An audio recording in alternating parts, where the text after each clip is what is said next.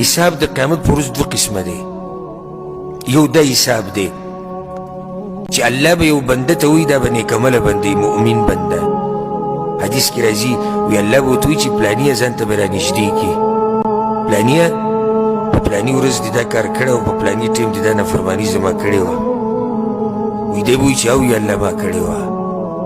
بیا به ورته الله بله رایاده کړي، بیا به ورته بله رایاده. زموږ څومره نافرمانیان دي، نه ختمېدونکي نافرمانیان دي، او الله به ورته دا رایادوي او دا نیک بنده به اقرار کوي. تر دې چې حدیث کې راځي وایي د دې بنده به دا ګمان شي چې زه خو تباه شوم، زه خو لاړم ختم شوم. وی الله به ورته وایي چې په دنیا کې مې د باندې پرده راچولې وه، نن د باندې هم راچوم، زه ایسته ته نه یم.